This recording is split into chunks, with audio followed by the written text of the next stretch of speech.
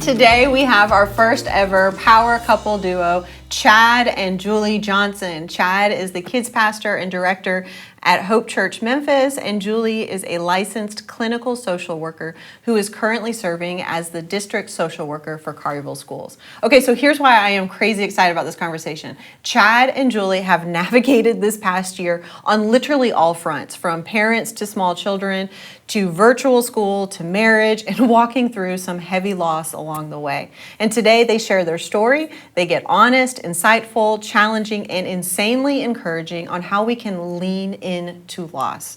So let's get to it and meet Chad and Julie Johnson in the green chair. Hey guys. Hi. Hey. This is fun. I have been so excited to have you guys in this chairs. I guess you're in two of them and have this conversation. Yeah. Julie, I feel like you're less excited about this. The chairs are far more comfortable than I anticipated. Yes. Oh, really? Good. Yeah, That's so well good. done. So you're comfortable in the chair. So I'm relaxed. Literally, my text message to y'all was like, Julie's going to hate me, but I really want you guys to come on Green Chair and share your story. Okay, so I know some people may be familiar with you, but I want you kind of to tell us a little bit about yourselves, how long you've been the Hope for Kids Children's Director for how long now? So, gosh, 7, 8 years. That's a long time. Yeah, no, it's equally. I'm rounding the corner as long as I was in junior high ministry, which is fascinating. So I've been here at Hope for roughly 15 years. Wow, that's crazy. Yeah. And congratulations, you just graduated seminary. I did. Well, the ceremony hasn't happened yet, but I Yeah. hit enter on my last paper and It's done. It's done. Yeah, you're done. Yeah. You're done. And then Julie, what are you doing? I am currently the district social worker at Collierville Schools, and so it's a brand new position that they created Okay. at the beginning of this school year. So transitioned into that and have just been navigating this year in a new job, new pandemic for everybody. Yeah. It's all been new for all of us. Completely new school year too. I mean, you transitioned in the middle of a pandemic, correct? Yes. Like when everybody they were in person when you transitioned, or not yet? No, they had not wow. started. I started right at the beginning of the school year, and so wow. they were transitioning back to in-person hybrid type schedule. She literally came to me. I'm washing dishes, and she goes, "Hey, I have an idea." And I said, "Yeah." She goes, "How crazy would it be if I changed jobs in the middle of COVID?" I said, "No crazier than COVID." So she did it. Why not? Why not? Why not do that? Tommy did that as well. So it's kind of like, why not? We're all on the crazy train together. Yeah, let's do this. Okay, so I told everybody, but one of the reasons why I was so excited to have you guys in this chair is I feel like it's rare that people can speak to everybody listening at some sort of stage. And I feel like you guys have really, you can speak to us about navigating marriage during a pandemic and a crazy whirlwind of a year, parenting 2 small children. How old are your kids? 3 and 5. So a 3-year-old. 3 and 7. No, he'll be 7 in June. Yeah. So you're navigating the crazy whirlwind, schools, virtual, in-person schools. You're navigating that, especially you doing a lot of that, and you've navigated some loss. And so I really want us to kind of dive into your story as a whole, if that's okay. And I really would love for you just to kind of start through. I'd love to start some with your dad and your uncle. Just kind of walk us through your journey, specifically of loss, because I think. I can't stop having conversations with people about loss. I can't stop having conversations with people about, number one, this has been a heavy year.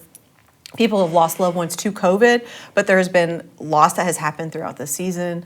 And I feel like we have to talk more and more and more about it to normalize the isolation that a lot of us are feeling because we can't really cope in the ways that we may be used to. So, It's true. so thank you for being here. Yes. Okay, so we'll go back to, I guess it would have been the fall of 2003. Okay. My dad and my uncle were both diagnosed with cancer within a month of each other. Wow. And the crazy thing is they're not the related ones. They're the in-laws in the family. Yeah. And so they both got cancer diagnoses at the same Was time. it the same cancer? No, Frank's I can't was remember. multiple myeloma, and my dad's was lymphoma. Okay. So Okay. different types. And so they both started treatment together. Our families were close. We had grown up together. And so, they started treatment together and walked through the process. And it was probably a little over a year. My dad had done chemo, radiation, all the stuff, and he was classified in remission. My uncle continued to fight it. He fought it for a long time, and it would have been in the spring of 2009 is when he died. And it was just a hard thing because, it was, you're thankful on one side that my dad, dad had survived it, that he was okay. Yes. But then, being sad that my uncle hadn't, and so grieving and celebrating two different stories at the same time was difficult. And so... and I feel like that's an important thing to know because I think a lot of people struggle with that. Is like somebody they know gets through it and somebody they know doesn't. And I think that there's a really complicated tension in the grieving process of that. So I appreciate you acknowledging that. Yeah, it's hard. Yeah. Yeah. It's complicated. Yes, it's complicated. Very complicated. It is. And so, Chad, so at that point, so I was high school, college through those years. And so Chad and I met in 2004, 5? Summer of 04. Yep. And so he had come, we were friends, and then it developed into the relationship. And so the years went along, and so he was around when Frank passed away. Yeah, so I got to know Frank a lot. Well, it was interesting. Wow. Yeah, so I was also the junior high pastor. And so her cousins were my students. So I was on multiple fronts. I was already a friend of the family dating Julie, so getting to know Frank, but I was also a pastor to her youngest cousin when we lost Frank. So that was a weird dynamic to be a part of too, to kind of I wasn't really family yet, but I felt like it, but also trying to help their youngest one grieve through that loss as well.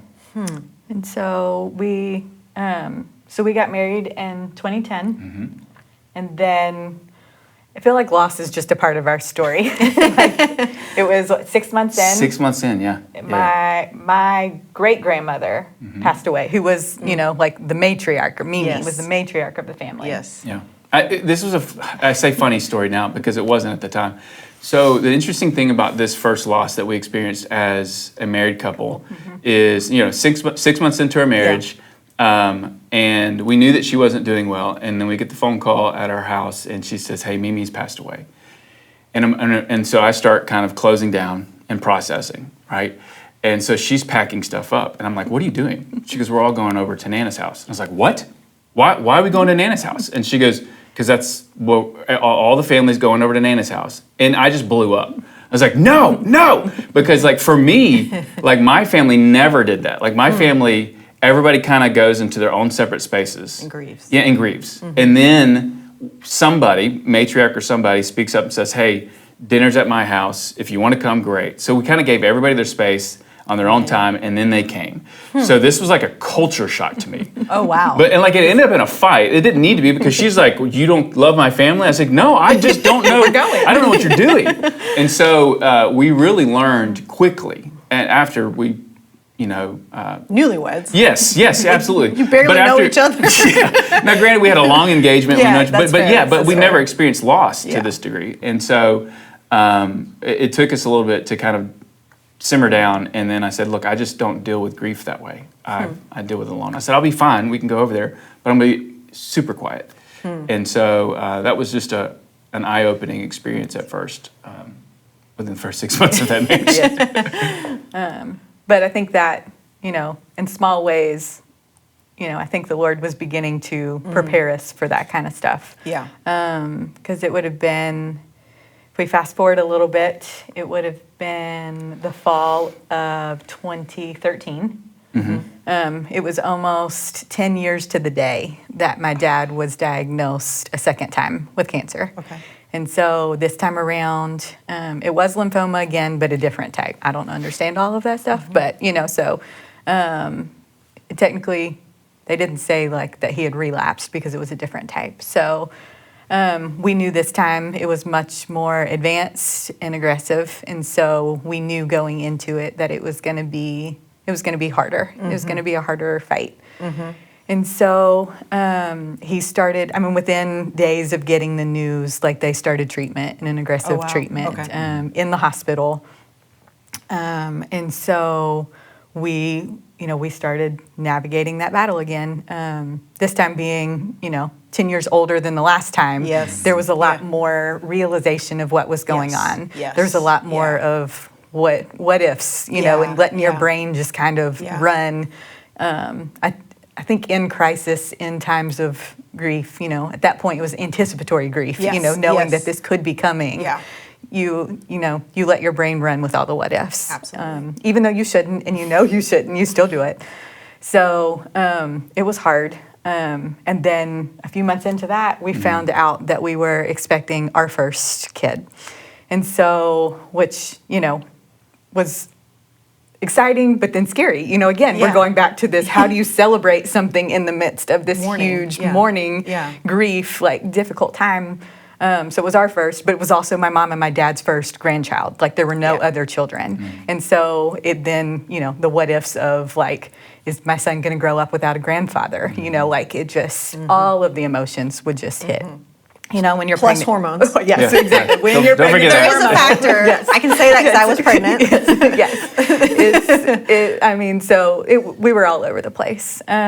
So we went through. It was about a year. Cade was born in that summer in June, and so we have the sweetest pictures of my dad with him. You know, and there's one on my mantle. It's just Cade, and it's my dad's huge hands. You know, because he's still tiny, wrapped around him. It's one of my favorites. So he was born in June, and then September we were celebrating our 4th wedding anniversary and went down to Florida, and we had been there about 2 days. We were on a patio eating dinner, and I got a phone call from my dad, and I answered, and it was we went to the doctor's office today, and he said, I have about 2 weeks. And so it was that like realization of like, am I really having this conversation? You know, Yeah. it didn't feel real, and so, you know, he said, you know, y'all stay down there and have fun, enjoy your vacation. I was like, what? Seriously? Like, that's not gonna happen. Like, I said, we're coming home. He goes, no, I don't want you. Like, just stay down there, have a good time. I was like, Dad, can't. No, like, That's we'll be physically home impossible tomorrow. at this Yes, moment. Yes. I said, we'll be home tomorrow. And he was like, well, I didn't tell you had to come home. And I said, I know you didn't. So I get off the phone and then have to relay it to him, Well, which was difficult. There's a lot of emotions to be imagined. We're literally at this decent restaurant with Cade, and we're on the patio, and you hand me the phone, and he tells me himself. Oh, I don't remember. Yeah, he tells me himself. Things you and black out. He, you know, as a good father-in-law, just encourages me and you know, and tries to keep me down there. I'm like, no, we're coming back. And I felt bad for the waiter because we are sobbing now, like we're weeping. And Cade can barely do anything. He's yeah. throwing food everywhere. So you have two parents crying, like they're having an emotional breakdown. He has no clue. So I tell the waiter, I said, hey, bring us our food, and we go on a walk. You know, we're right off the beach, so we go on the walk on the beach, and I remember it's just silence. I mean, it's in the middle of the night. Yeah. You hear the waves roaring in, and I'm speechless. I'm angry. I'm hurt, and we can't see each other. I mean, it's pitch black. I've got Cade, you know, and someone's got food. I don't even know where the food. We may have left it. I have no clue. But I said, "How are you doing?" And just silence. You know, it's a dumb question, but I didn't know how to start. What else do you? Yeah. What do you say? And she said something to the extent, I don't know how to talk to you about it. And I had a gut feeling that she was probably wrestling with the same thing I did, is I don't know if I want to believe in God right now. And so I said, look, just because I'm a pseudo-pastor or whatever, you know, doesn't mean we can't talk about this stuff. Yeah. And I said, the reality is, the alternative option is either God exists or he doesn't. And I said, I don't want to know a world without him. And so I said, we can be angry and he's big enough to handle that. Yeah. And that opened up the conversation for us to kind of just share whatever. Yeah. You know? Yeah. And so we packed up. We were actually down there, bless my dad. We were down there because my dad hadn't seen my son yet. And so Okay. he was supposed to spend a day with us to spend time with Cade. And I said, look, I don't know how to tell you this, but we've got to go back. And so we left the very next day to head back up to Memphis. And like she said, we got to do our last family pictures, and those pictures that we cherish forever. Remember the when you only have 2 weeks, it's like, what do you do? Yeah. What's your perspective? And so my 2 younger siblings, were still in high school, and my little sister and brother obviously weren't married, and so we were calling friends that were my sister's sizes to find wedding dresses to put her in, and my dad in a tux, just so they could have that picture, Yeah. And so it was calling people, and it was figuring things out, and it was talking, and so there was a lot of time spent together, but it was kind of surreal because we were laughing and having fun, It doesn't feel like, but grieving at the same time, and so it was hard. He was incredibly strong. I joke because even I think within 24 hours of him passing, but God taking him with him, he was literally telling Lisa to be quiet, which is something he did all the time. He's like, so I just like so it's a nice little kind of chuckle that we have. We're like, he's good. Yeah. He's good. And, so that was we had a good time. There's ebbs and flows, and then our more recent loss is probably what's been most fresh in that situation, and that's Yep. a little bit more difficult to process too. Yeah. Yep. Do you mind sharing a little bit about your more recent loss? Yes, I can. So it would have been, so we have Kate is our oldest and Emmeline is our youngest. And we actually had a miscarriage in between the 2 of them. It was a really, really early, Yeah. I don't even know if we had been to the doctor yet. So it was a hard thing. It was a hard thing in the moment to process and go through, but it was one of those things that, I grieved for a season and then was able to kind of take that step forward and keep going. We got pregnant with Emmy, and so in the midst of this pandemic last fall, we found out that we were pregnant and expecting. So nervous, because you're in the middle of a pandemic and how is all this going to work? Yeah. But then also excited. And so I was about 15 weeks and started having some signs and complications that, knew something was wrong.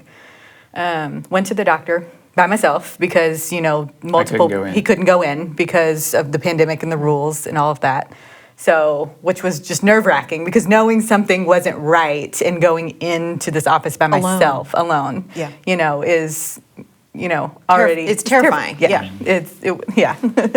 So I go in and they confirmed that there was no longer a heartbeat. And so And now this is later though. This is 15-ish weeks, 15 right? weeks. Okay. Yeah. So that's not to be expected. You even had a meeting in which you said, y'all, maybe after this is like, this is an abnormality, like you're the 1%. Yeah. Kind of thing. It was, we had the ultrasounds, had the clear, like you're good to go. So it was very unexpected. And because I was so far along, they were going to have to like check me into the hospital and do the procedure. Gotcha. And so there's, again, in the middle of the pandemic, just the trauma of the emotional trauma that's going on, but then knowing that I'm going to have to go through the physical trauma. Yes. Just sent me in a tailspin. So we were supposed to be going out of town that weekend to go celebrate my sister. She had graduated, but didn't get to have graduation because of COVID.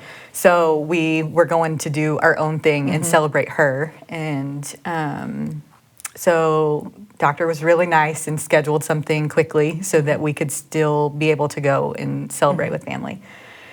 And so she scheduled it for the next morning. And hopefully, like most people, I wasn't packed or ready to go for our trip. We were doing family pictures, and my daughter didn't have a dress. So, of course, that morning before I was supposed to be at the hospital, I went to Target, because that's what you do. And so I was shopping and looking for a home gift for my sister because she's moving into a new place.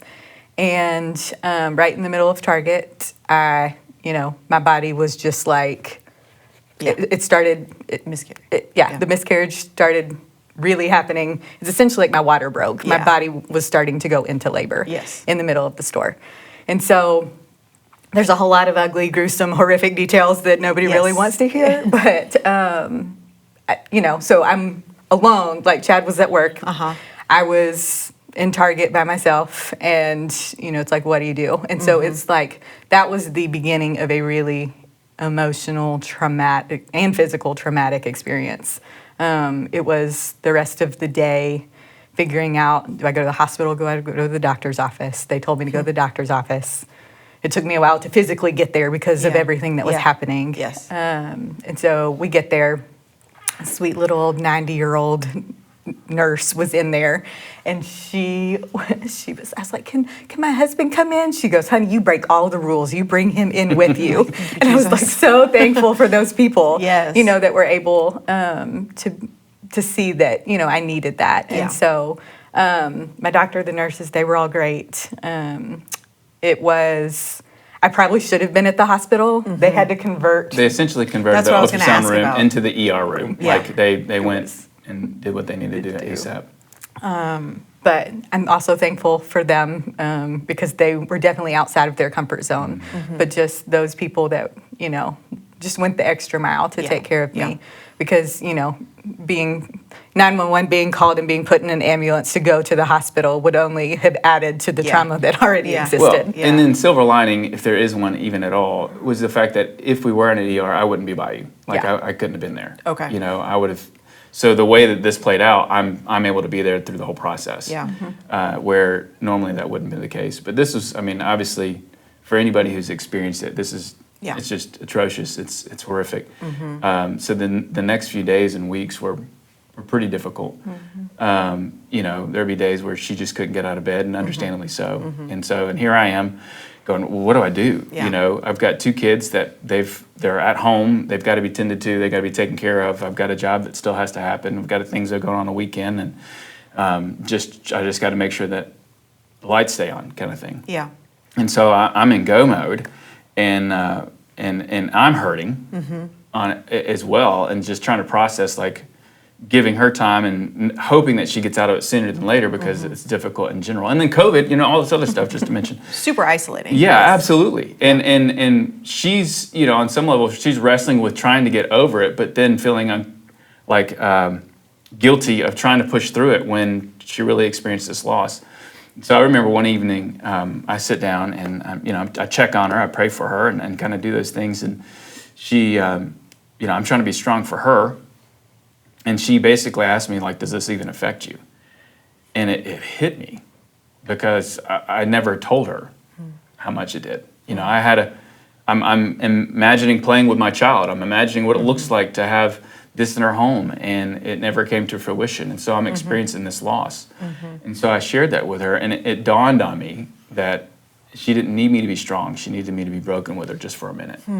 And so we did. And I think that was a big part of you kind of coming out of that, too, is to know that You're in that together. we were in it together. Yeah, like you're hurting together, Yeah. like it wasn't one or the other.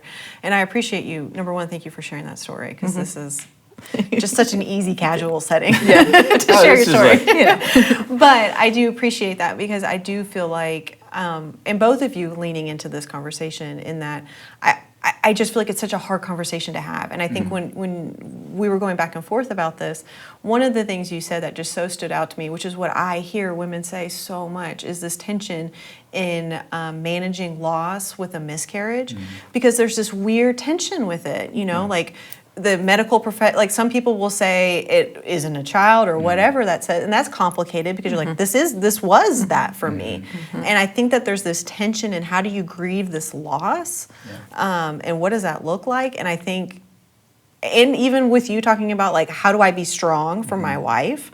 And then you being like, I kind of need you to be broken too. Like, I need you to just kind of like lose your mind over this, like I'm losing my mind over it, and make me feel a little sane. But I appreciate you guys really leaning into that, because I think a lot of people need to hear that. Well, I think the reason why it's easier for us that we've talked about it too is just we need to validate the loss. Yeah, There's absolutely. half the world out there has a different opinion on what that looks like. Yeah. But for us, there was a life that didn't come to fruition. Yes, And, yes. and we're grieving that. Yes, absolutely. So, again, thank you for sharing. I would love for kind of like leaning into like what kind of helps you guys get like I don't even want to say I was about to say get through. You don't get through loss. Right. Like you don't get through loss. Like we're tearing up here talking about your dad. That was years ago. You don't get through it. In a sense, what I love about your story is that you are kind of merging these seasons of like joy and sorrow, which is life, right? I think sometimes we want it so siloed. We want to have just the loss, and then we want to have just the celebration, but it's so meshed. Like you're having the birth of your first child while you're also kind of navigating this loss with your dad, and like each of these seasons kind of brings through these mix of emotions.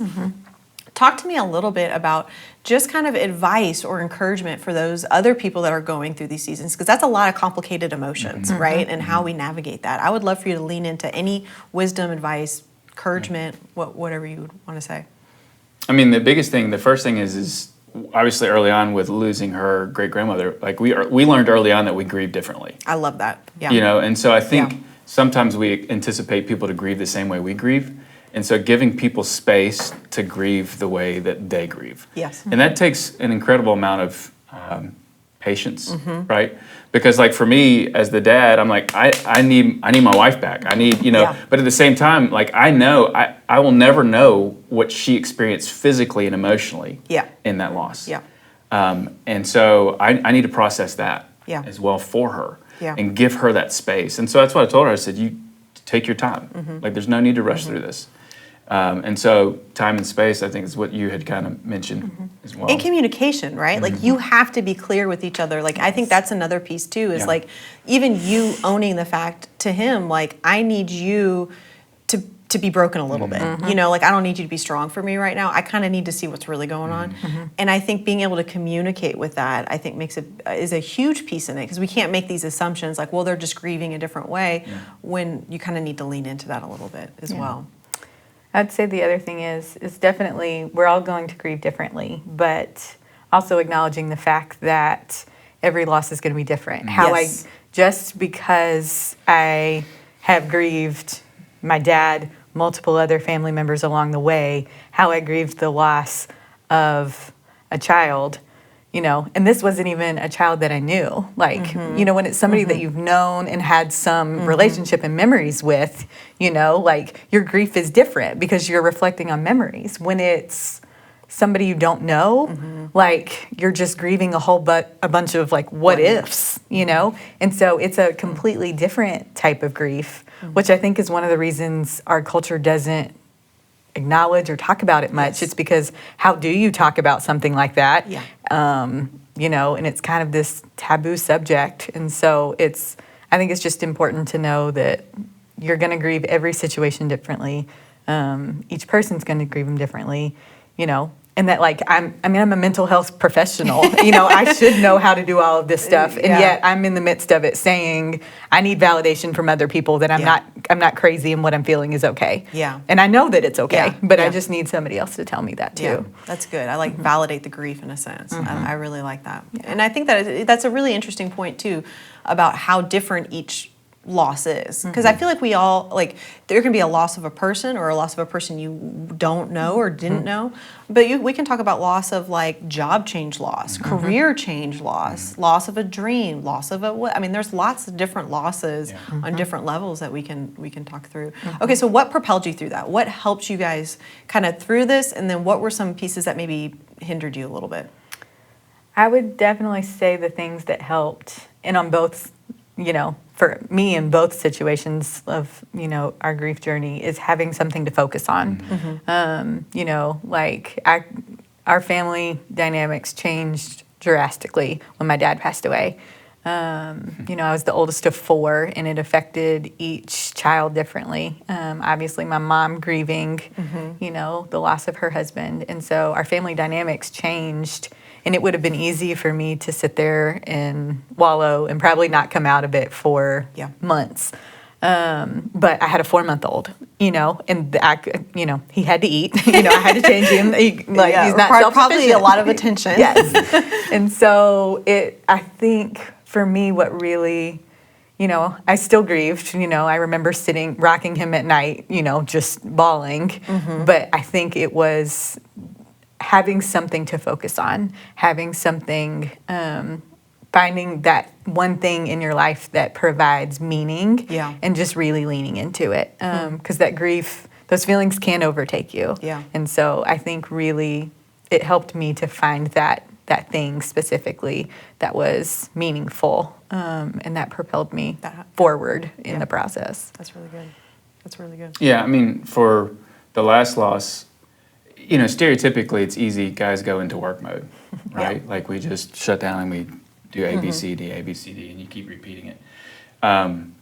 You know, so being able to focus on the kids and kind of get into that compartmentalization thing was what did help. Yeah. But ultimately for me, it's realizing I needed to do it with her, right? Like I didn't need to grieve by myself. Like just with her dad and even with her great-grandmother, you know, I know I need to grieve, but I need to recognize when it's time for me to grieve with my wife, so that we can do this together. Yeah. You know, and so, but it's also that's not a cookie cutter situation, right? Yeah. You and Tommy may do that differently. Yeah. Yeah. But for us, I needed to grieve with her to know that we were not insane, that we're going to get through this, you know, and so that's really what helped me when I see her healing. In the process, I get to reflect that in my own life, and that motivates me. And so, okay, we're going to see some light at the end of the tunnel.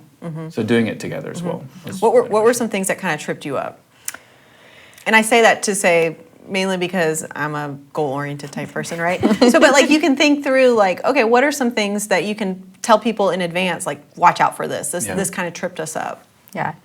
I think grief in general, there is a just cultural stereotype of, you know, get over it and move on. Yes. And grief is, you never get over grief. Yep. You know, you learn how to deal with it. That's what you do. And so some people are better at dealing with their grief and integrating the grief and loss into their life. Yes. You know, and so, you know, before this last loss, I would have said I was getting really good at grief. You know, like I could go through it and grieve it, but then I figured out how to weave that loss into my life and still move forward without being down for a long time.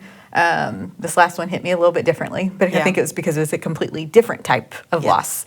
But this stereotype of be strong and just get over it. Yes. I think there's also a large stereotype of don't talk about it. Yes. And that is, you know, it's just or not people it. being uncomfortable. Like I think that there's a weird way too to navigate, you know, how are you? You know, that awkward question in the awkward way. Right. Yeah. And I mean, I think there's pieces of that are kind of complicated. And most of the time, you know, how are you? Most people know that the answer, they already know the answer when they ask the question. So you feel bad asking the question because it's like, how else do you start this conversation of checking in on somebody?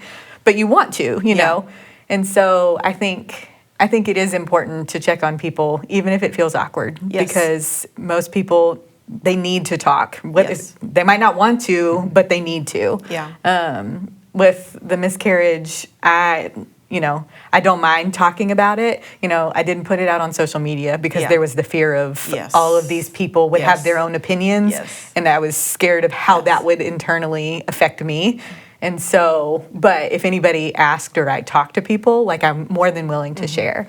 And in that process of sharing that story, you know, like I was able to start laughing at the Target piece and the poor stock girl that I probably traumatized for the rest of her life. She quit that day. You know, but the more that I was able to tell that story, there are pieces of it that I could laugh at. You know, there's pieces of it that I didn't cry every time that I opened my mouth, you know, because it just started to become part of my story. But if it's not a story that you're willing to tell, then You're not there yet. You're not there yet, you know? And so it's just, you have to start telling that story out loud to somebody to move forward. But I think so much of us inherently just wants to keep it to ourselves, like doesn't want to share. You have to be vulnerable. Yeah. And most people, it's uncomfortable. Yeah. They don't want to. Yeah. And so I appreciate that because I appreciate there's almost two arms of that advice, right? So you have the advice for somebody going through something, some sort of loss, and telling them you don't have to talk about it, but talking about it may help the process, just kind of when you're ready, kind of knowing.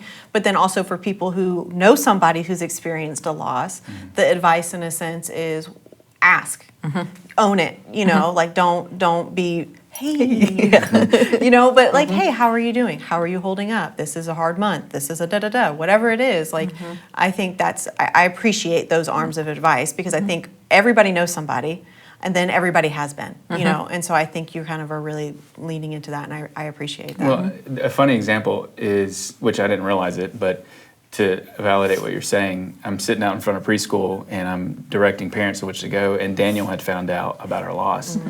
And he just said, he goes, hey, I was with so-and-so the other day, I heard. He goes, I'm sorry. And I didn't realize I was carrying it, but I just, right in the middle of the parking lot, just started crying. Poor Daniel was just like open eyes and guys, so he's just like, and then he just gives me a hug. But I mean, like, you know, here's two dudes that we don't know that experience. Yeah. And in a sense, it's almost a vicarious loss. It's not like our loss, but the reality is it was our loss. Yeah. And so it was just good to have validation from another guy.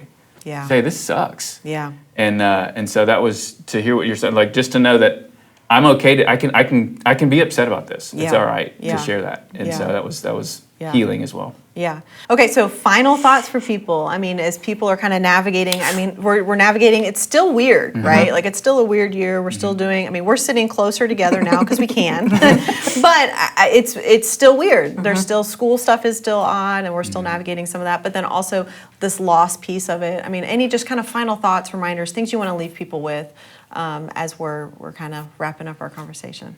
Yeah, and I kind of said it earlier, but I'll reiterate it. You know, do this life together. Like whether you're married or you have a community or something, like, I think we can all admit coming out of COVID that we need community. Yeah.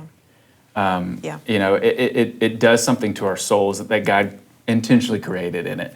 I have the saying that I say with Julie that, and it sounds mushy on the front end, and it's not. You'll see what I'm getting. But as I always tell her, no matter how tough things get, especially whether we're grieving or there's financial fears or whatever, I said, look, if I've always got you by my side, we're going to be okay.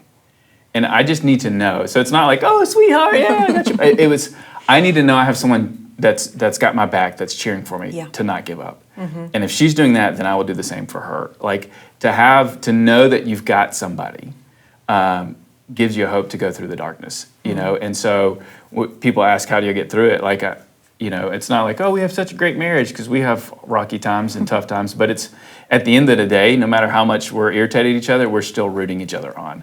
And I think that's something that you can have in a community that we can't put a price tag on. Yeah. So just find that community and have that person that's cheering you on through the darkness. Yeah. And I would probably say, you know, just talking about all of this and, you know, reliving these stories and all of these things, it's looking back and really seeing how the Lord has prepared me for different seasons in life. What's the phrase you always tell me? Well, so some of you guys, I know she's sweet and beautiful and everything like this, but she's the pessimist, in our family. Yeah. And so, This is the exact dynamic in Tommy and and I's so relationship. I'm the optimist, if you will. I don't know why, but I say, and this is more for myself, but just everything that God has worked in my life, I say, look, God has never failed me yet out of all that I've been through, and he's not going to fail me now. So I can trust that he's going to be there and he's going to keep doing it. And so when I reflect, you know, when my pessimist side comes out and I start getting upset or frustrated, you know, like this little voice starts chirping in my head. And it's that kind of thought of when I was reflecting and looking at all of this, you know, like all of the grief that we've dealt with, you know, the losses that were smaller, not that they weren't insignificant, but they began to prepare me for the bigger losses that I experienced and that were more traumatic times in my life. Being comfortable around medical situations and death. I got a job in hospice for a year and a half. So when, you know, my dad was in hospice, when we were experiencing medical stuff like that, I wasn't nervous about any of the medical things, you know, so it's like, there's different things along the way that I can clearly see, like, I couldn't have set up or ordained in any way, shape, or form. And so it's just knowing that, like, going through life, I can see his guidance. I'm sure I still question it, and I like wonder why, and don't always have that faith. Yeah. But when I really sit down and look at it, like I know he's taking care of me, and so there's in these hard times, being able to look back and see that. That's good. And I feel like you guys have been, and I appreciate you sharing your story, because I feel like you guys really have been just like a beacon of hope. And I think that that's powerful to say, like, you really are an example to me as just to how to kind of walk through these different seasons. I know lots of people hate tension, right? We hate the tension. But like tension exists in life. We have to hold in one hand sorrow, we have to hold in one hand celebration. And so we have this, and I feel like you guys have just done such a beautiful job of walking through those different seasons and really being a beacon of hope. So I really do appreciate you guys. Thank you. Thank you. Thank you for being here. Yeah. Thank you for saying yes, Julie. You're welcome. Not so bad. Not so bad. Not so bad. Yeah. But I do appreciate you guys. This has been such a fruitful conversation. I know it's going to bless a lot of people. Thanks. Hope so. So thank you so much. Yeah, Thank you so thank you. much. And that is a wrap for our Green Chair conversation with Chad and Julie Johnson. Thank you so much for being connected with us today. We'd love for you to take a moment and encourage someone by sharing this conversation with a friend. You can also watch any previous conversations on our YouTube channel or at hopechurchmemphis.com/GCC, or listen wherever you stream your podcasts. We love you guys, and I'll see you next week.